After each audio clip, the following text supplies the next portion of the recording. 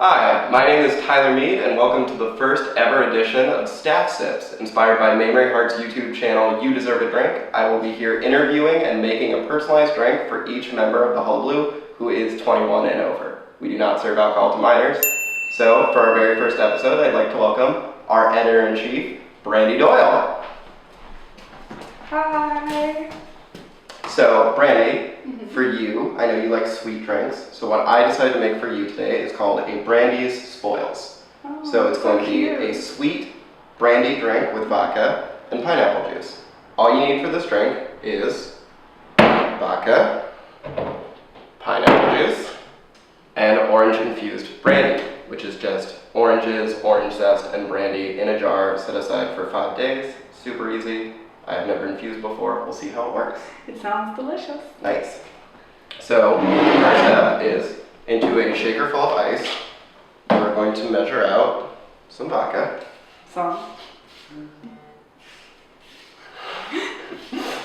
There's clearly a peel thingy.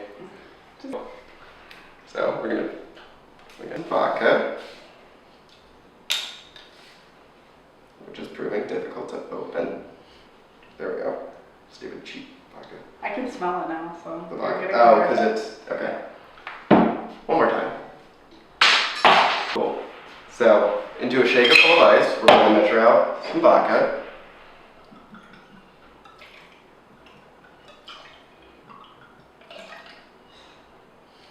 It's a lot of vodka. It's 4 shots. Our pineapple juice.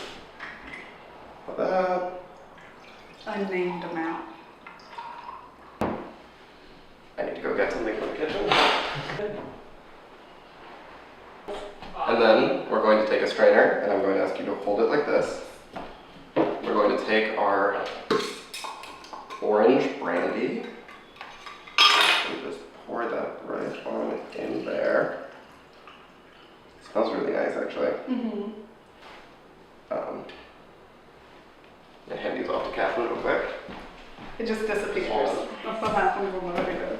I'm gonna take our shaker, make sure it's actually sealed.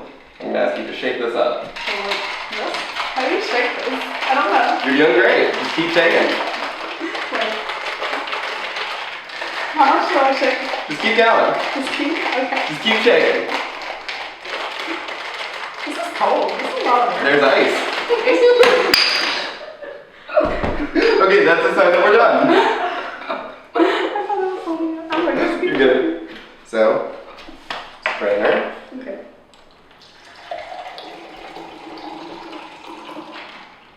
I'm gonna fill these all the way up. They are fake. That's fine. I'm gonna give you the bigger one. Okay. We're each gonna take an orange that was soaking in the brandy previously. We're just gonna get it onto the rim. Get it on the rim.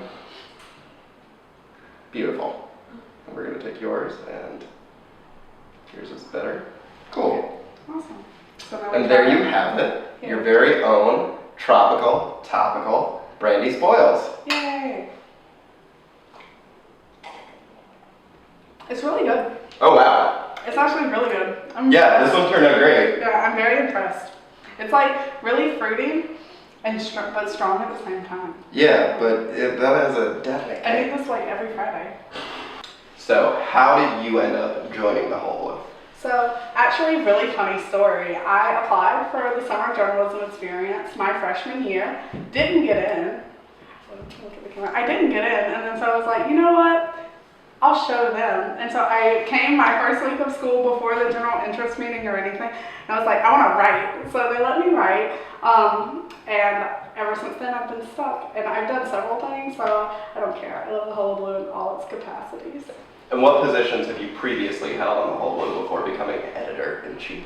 So I was the views editor. I was the opinion, which is the opinion section. And then halfway through my sophomore semester, I switched to being the news editor, which was a great experience for being editor-in-chief. And then my junior year, I held the position of marketing manager, which focuses on like putting out a magazine, selling ads, and making sure our revenues are where they should be. And then I ran for editor-in-chief. I had run the year previously, didn't get it, and got it this year. So it was a great thing. And what has been your most rewarding moment on Hullabaloo? Oh goodness, my most rewarding moment. I'd have to say like recently, this is probably because it's at the top of my head when we did the travel ban story. Yeah. It was front page for the issue for 3 issues ago.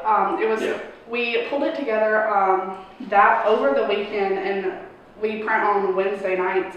So it was a very like quick rush story, but me, the current managing editor Jordan and Armando, the chief copy editor, wrote it together. We got to interview a lot of community members, and I was really got to see like our community is very varied and all the different mindsets and opinions. Like no one really thought the same thing. It affected people in different ways, but to communicate that to everyone else was very rewarding. Nice. And how has being on the Hullabaloo shaped your Tulane experience? I feel definitely more in the know. I feel like nothing happens on campus that I haven't already heard about, because through being news editor and through hearing opinions and through like trying to schedule marketing events and get advertisements from people holding events, like I always know what's going on around campus. I have one more. Take your time. Need more. This is really good. I'm just right here. Yeah. You got it. So you actually have a funny story about why you got into journalism. Could you share that with us?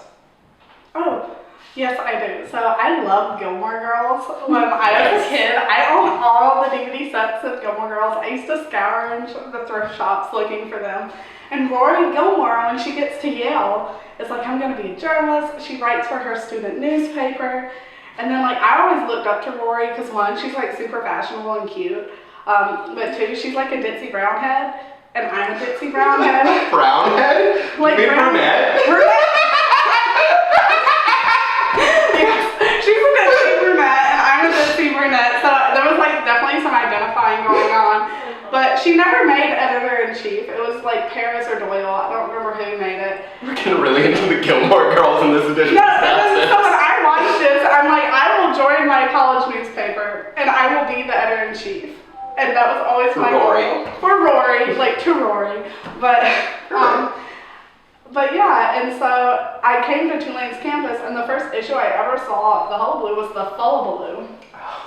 And I was like, I'm like, this is the paper where For I those who belong. don't know, the Hullabaloo is our April 1st edition of the newspaper, full of fake stories, or as our president would say, fake news. Fake news. Alternative facts, y'all. Satire. It's called satire. Once I saw that paper, I'm like, this is where I belong. And that I wrote about it in my admissions essay. Oh, that's awesome. Well, Brandy, thank you so much for joining me. I hope you've enjoyed being part of the first ever Staff Steps.